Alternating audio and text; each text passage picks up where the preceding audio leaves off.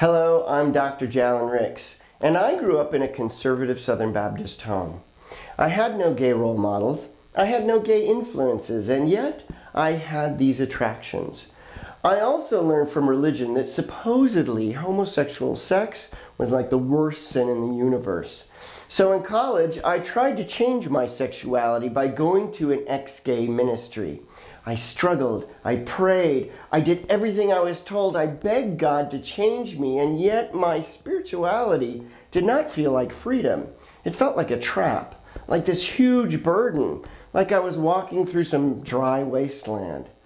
Now, I assumed that this was my fault, that because I was gay, this supposedly was the reason God's love seemed so far away.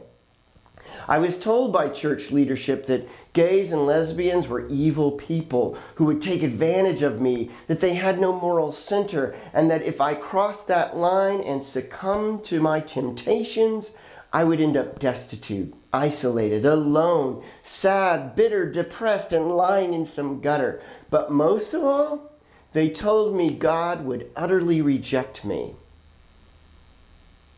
Guess what? When I came out, none of that happened.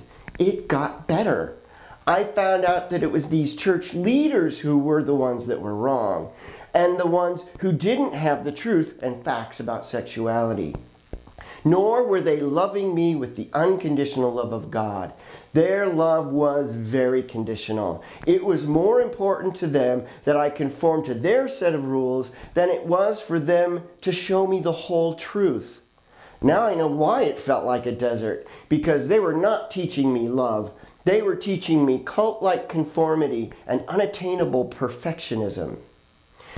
So when I began to accept myself unconditionally, like I now know God accepts me unconditionally, oh my gosh, it got stupendously better. When I insisted that I was worthwhile and lovable and capable of loving, regardless of what anybody else said, it has gotten incredible. Living without shame and fear has made such a difference. And my spirituality and my life have transformed into this 3D IMAX movie, and I don't even have to wear those silly glasses. I know that that sounds overdramatic, but that's what it feels like when you compare what it was like then to what it is like now. It really has gotten better. So I suggest you follow the signs of real love. If you are with people who would rather have you live up to their conditional ways of behaving, then you find your love elsewhere. And I'll give you a hint. You're probably going to find the acceptance you want with the outcasts, the freaks, the weirdo, the odds ones, the mutants. You know, the people that Jesus liked to hang out with. I promise love is out there for you.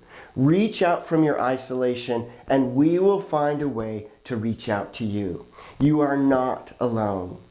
I am living proof that you too can be happy, spiritual, sexual, and a healthy queer person. It really does get better. Thanks for listening.